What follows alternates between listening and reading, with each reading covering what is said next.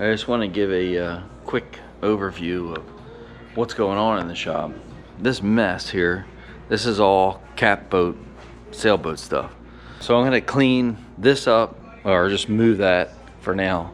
But the main thing is that I'm going to clean this table off, move the plotter, and then we're going to take this piece of wood here, cut this down to these dimensions, which are 8 by 11, and then that's going to become a plaque for a co-worker that I work with that unfortunately passed away. So that's going to be a memorial plaque. If I get the board ripped down tonight and maybe routed, I'll be happy.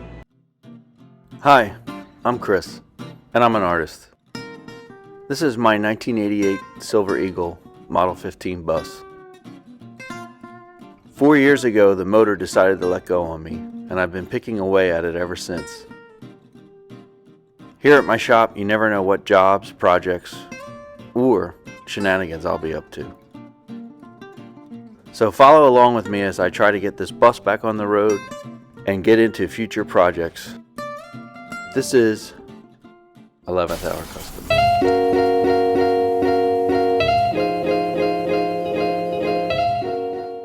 Okay, so last night I routed this plaque. Well, this is going to be a plaque. This is a piece of MDF. Right now I'm going to router a keyhole in it so you can hang it on the wall. So we're going to figure out the measurements and everything, set the bit up. Hi, Bubs. Oh no!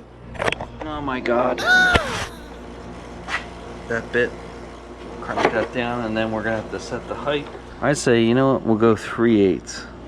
That'll give us enough meat to put the screw head behind it. So the key is that we figure out from the top where we want this bit to end up, and we'll go back roughly 1 3/4 inches. So that way that'll leave 1 inch at the top, and then 3/4 of an inch we'll pull back to.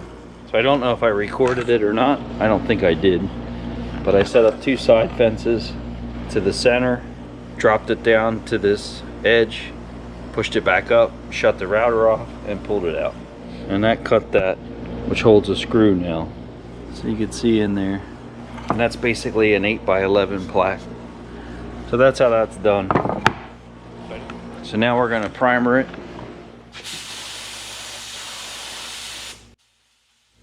I guess I should have ran the fans, huh? It'll soak it up and then cure up a little bit, and eventually it should lay on top. But I've never used that primer on wood. It's a steel primer. So I'm gonna block this out with 400, and I'm gonna hit it one more time with the primer this morning. And if I can move on today, it'll be based in gold. And then we'll get the mask cut and all that stuff. So the important part when we move on is making sure we know which side's the top, which right now it's here. So at one point I'm gonna have to mark it, because God forbid you lay out all the artwork and you do it upside down. And I like to cut the hole first, because in case I painted it and then I routed the hole last and I screwed the whole plaque up. So I do the hard work, which I would think would be cutting it. All right, this is a new gold I'm trying from Custom Paints. It's a dark gold. I'm gonna see what this looks like, and this is the perfect panel to do it on. So we're just gonna mix up a little bit and try it out over that primer. We don't need much. So mix this 2 to 1. This is a Supernova.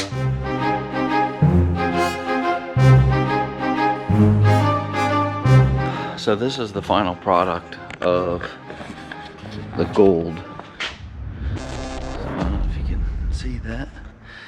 So what we have here is mask for the plaque. This is the first one. I always cut 2, but I didn't set the file up to make weed lines. And sometimes you could set them up to make weed lines, so I didn't do that. So what I did is I took my X-Acto knife and just cut some connecting points, and I did it on the paper so that I'm not cutting on the plaque. And then what I'm going to do is I'm going to take clear transfer paper, and I'm going to transfer this whole thing onto the panel and get it nice and even where I want it to be. From there, we'll weed it on the plaque. I'll just put a piece of this on here, like so. And we'll cut this do this the cheapskate route. As long as I can see where I'm landing it. I like it to be pretty close to the cut edge so I can get the alignment right. So that's why I save pieces of scrap. So we'll squeegee this out. So that's it. So now here is our plaque, and there's our top. I put a little orange marker where the top is. So we're just gonna line this up as best we can. Now I altered the size a few times. Now I honestly think we could probably go a little bigger. I don't like the way that that looks. I say we bump this up. This is just laid on here roughly, but I could probably bring this out. So we'll go by the top measurements, because I was gonna have his part of his jacket hang over the edge here and leave about 1/8 of an inch border. Sometimes this happens, and this side won't matter. But we have to dictate one size or the other, so we're restricted by the length. Yeah, 9/16. So we'll go up 9/16. We'll throw this out. At least we know the base coat's holding. So this is our working layers here. So we're gonna multi-select these, and then we're gonna go up. So we wanted to go up 9/16, right? So that is, all right, 0.5625. So there's our 9/16, which should bring us with 1/8 inch in the top and bottom border. I wanted to leave his jacket edge there, so it's kind of coming out of the frame, and then the crane is coming out of the frame a little bit too. All right, so we're going to shut Don off. We're going to shut that off, which is the crane. We can plot this on the plotter now. Just make sure everything else matches. So everything's the right size and all. So let's hit save before I ruin anything. And this crashes on me. So the more you organize here, the easier it'll be to paint later. You don't want to confuse yourself with stuff. And I do that a lot. So now we can plot this. This can be landed, and then we can paint the base coat. So I'm going to do that again. Okay, so we got the 2-foot roll on there. We're going to turn this sideways, like so. And then we'll see if we can get 2 of them in there. And we can. So we'll plot 2. If I got room for 2, I always plot 2. In case I screw up or I need extra pieces. So we'll let that do its thing, and then when it's done, I'll come back and we'll weed it and we'll transfer it onto the plaque. And then I can mix black.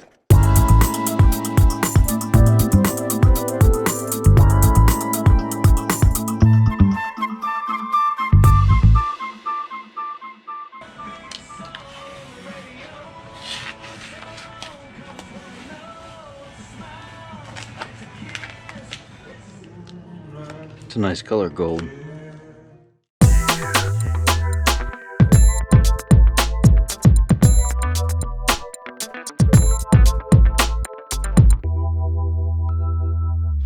All right, so that's weeded, and the game plan is we're gonna paint this black now, so everything left will be gold. Then I'm gonna put the plotted pieces of his face in this gold area and in this gold area, and then we'll detail those out. Being the background's black, and we're basically going to use black to paint, but we're not using black, but we're going to use candy black. It's good that I look over this because I always miss stuff. A lot of times you're better off weeding it on this surface rather than on the backing, because just never going to get some of those little details off on the wax backing paper. All right, so that's that stage. I'm setting up to do the black base coat for Donald's plaque. I'm just gonna do a light dust coat on here.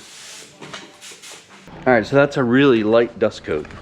That's gonna make friends for 5-10 minutes. And then I'll go in and hammer down on it. You can see the vinyl started to shrink after we painted it.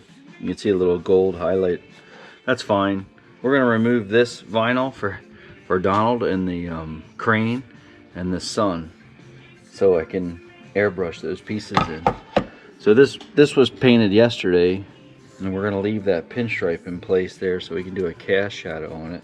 We'll get the details laid in here in vinyl, and that'll give us the layout of his face and body. We'll start airbrushing that. So any of the black overspray will blend into the background. So I tried to make some of the graphics overlap the stripe so that it gives it more of a 3D feel. That came off nice. I'm happy with that. So then all we gotta do now is spray all the details in this so we can push on. So that's what we're looking at. I did weed out the 2 graphics I need that are gonna go over these 2. And then once they're landed on there, we'll weed out all the details and leave only the dark areas to be painted.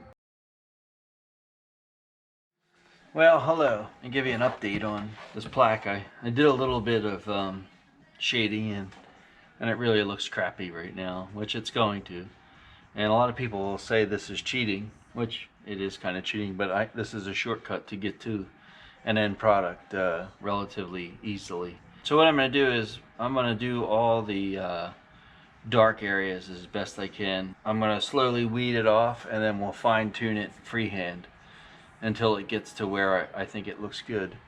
So let's get started. I'm going to rig up the camera for a headshot. I got my photo reference here. So I think I'm going to set up a little easel so I can do this like this and turn my iPad on here. You got to remember one thing about airbrushing. You don't want to give yourself a cheat where you want to paint like this. You always want to be like this. So even if you have to stand up. So in this situation, I'll bring my easel all the way to the edge so it's here, so that I won't get that urge to rest my elbows, because you lose your motion with your elbows on the table.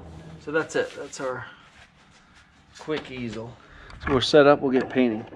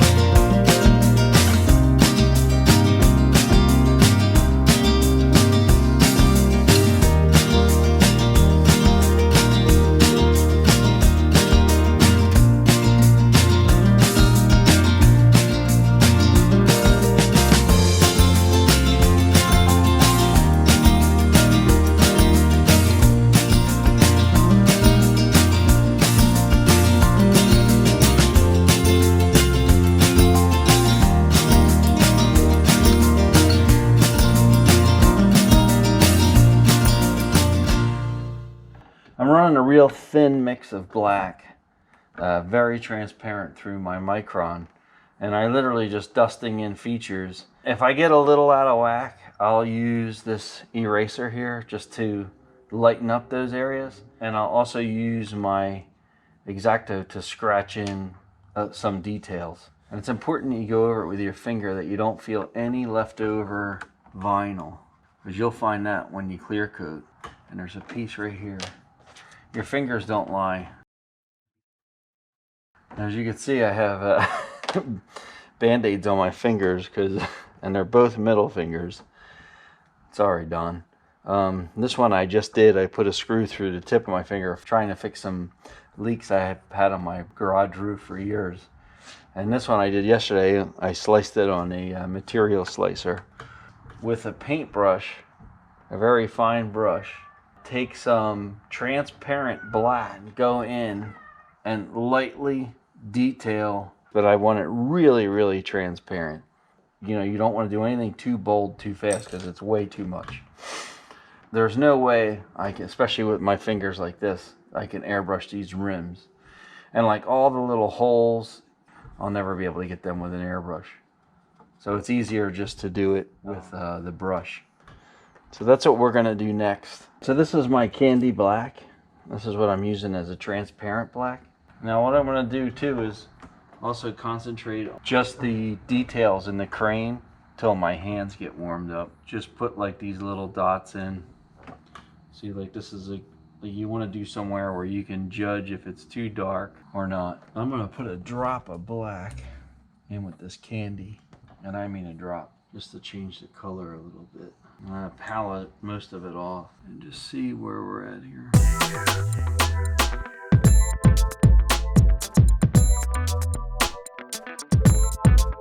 So I'm gonna put all these little dots in, and then over here there's some holes down here. And anything we want to kind of define, we can do lettering or whatever. Try to get a lot of this small stuff done, like this guard here. There's very little dots.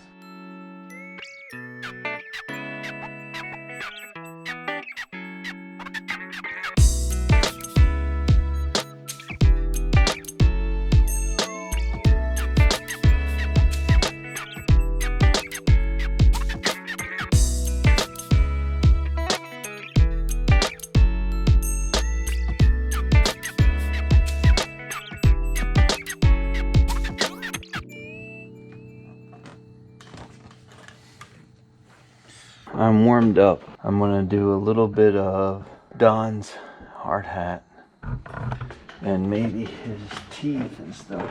I'm gonna kind of define this hard hat here.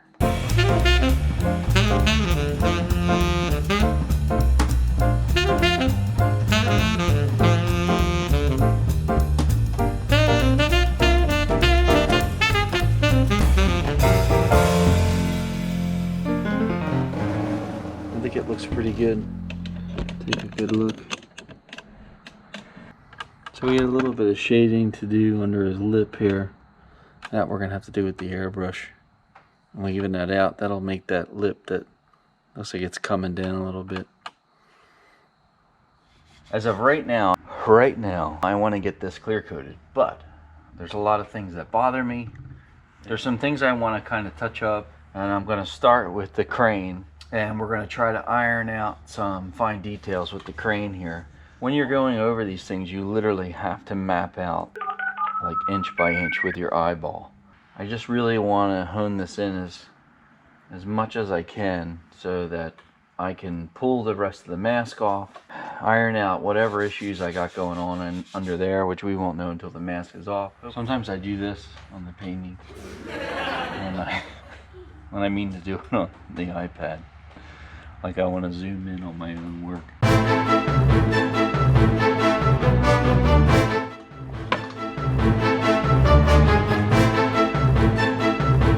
So right here was bothering me, the edge of this rim. There's a little bit of a highlight like that.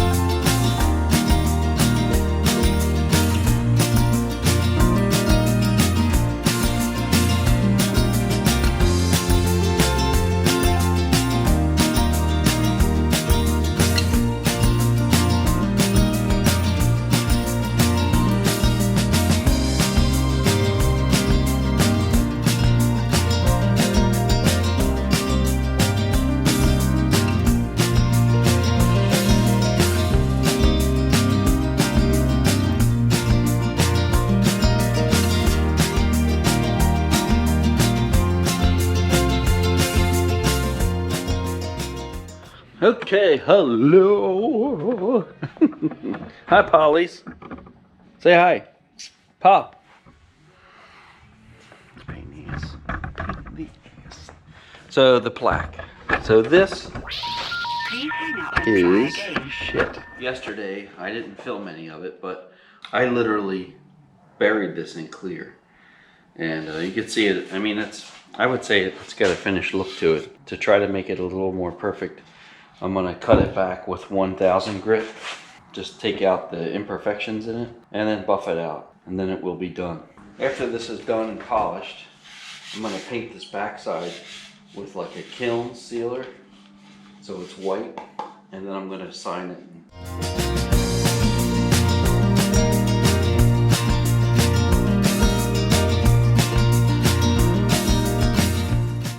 Alright, I'm masking these edges so that I can paint the backside of it. And I'm going to lay it flat before I get it polished, so it's still somewhat sanded with the 1500.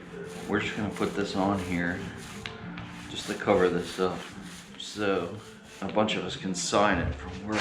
When I get back, this will be dry and I can go back to cutting and buffing it. One thing good about having it already clear coated is, worst case scenario, if I got some of this on the black, I could sand it off. This stuff doesn't cover in one coat. I know it's crap. Bullshit. Bullshit.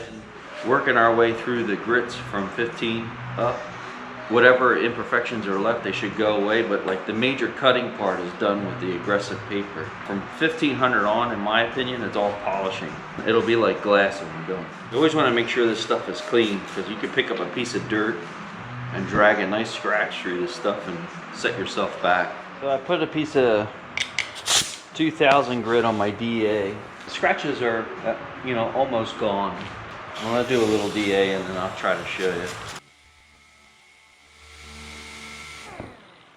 When it's dry, you could really see the reflection starting to come out, and that'll tell you how flat it is. Right here, there's a little waviness because of the cut of the vinyl.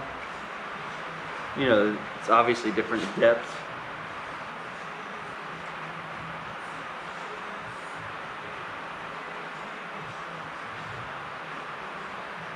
But it's really not bad at all. I'm just gonna keep going. We'll probably do a little bit more with this 2000. I'll go up to the 2500 and then 3000. All right, so just to give you a little preview of what the 2500 does is I went over this, you know, for a couple of minutes with the 2500, and you can already see how shiny it is. The rest of these scratches that are in here that's given it the dullness are all like really micro scratches, but I'll still step it up to 3000. You really have to look at it from all angles. This is where lighting really comes in effect, just to make sure you got all any major scratches. There's nothing major in it. So this was less than a minute of 3000 after I did the 2500 again, and you can see it's pretty shiny. I'm gonna do 3000 one more time, and then I'll go get the mini buffer and we'll start cutting it. Just with compounding it, it's like night and day.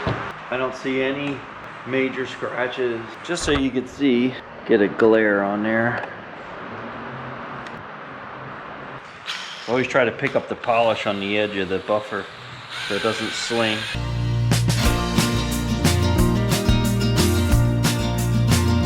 Scratches are right there. So we'll do a little more compounding up here to get rid of those two scratches, and then we're gonna move on. This is the second stage of compounding. We're gonna use this pad. So this has like little fingers in it to pick up the compound. So I like to use these because they're less likely to scratch. No scratches, no swirls. I think it's just about done. So here's the finished product. It's all buffed up. I wrote a little message on the back. Hopefully everybody can sign it. I call this complete. The gold shows up nice. I like that gold.